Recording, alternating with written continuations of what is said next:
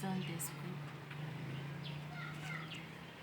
Viens, Esprit de sainteté, viens, Esprit de lumière, viens, Esprit de feu, viens nous embraser, viens, Esprit de sainteté, viens, Esprit de lumière, viens, Esprit de feu, viens nous embraser.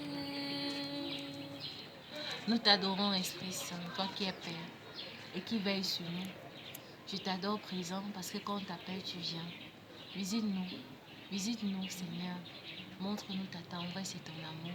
Donne-nous la parole de vie, la parole qui restaure, la parole qui illumine, la parole qui réconforte, la parole qui corrige.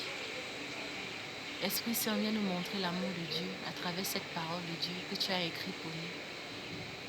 Viens par le cœur immaculé de Marie, la Reine de la paix. Marie, Reine de la paix, priez pour nous. Aujourd'hui, nous allons méditer le verset 10 du chapitre 22 des Actes des Apôtres. Ce verset est tiré du récit de la conversion de Paul sur le chemin de Damas. Le Seigneur, lorsqu'il apparaît dans une lumière fulgurante à Paul, lui dit, après qu'il soit tombé, il lui dit, « Lève-toi, va à Damas, et là on te dira tout ce que tu dois faire. » Lève-toi, va à Damas, et là on te dira tout ce que tu dois faire. Nous voyons que dans ce verset, Paul, qui avait le dessein d'aller persécuter les Juifs, les chrétiens, ne savaient pas qu'il allait rencontrer le Dieu vivant. Le Dieu vivant s'est présenté à lui et il avait tout préparé. Il a même préparé les personnes qu'il devait rencontrer afin qu'il puisse connaître ce que Dieu veut de lui, ce que Dieu attend de lui.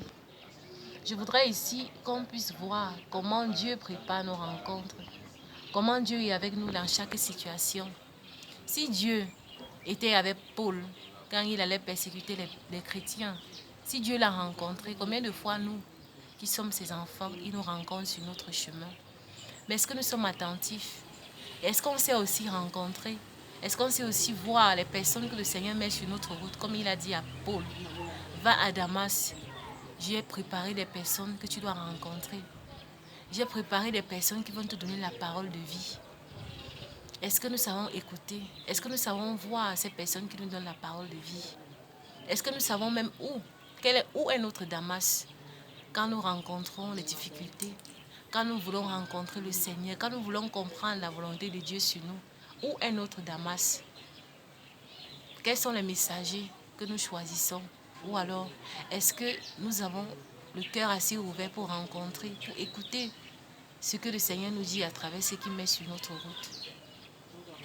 Le Seigneur dit à Paul, lève-toi, va à Damas. Et là, tu vas rencontrer des personnes qui te diront tout ce que tu dois faire. Tout ce que tu dois faire pour être sauvé.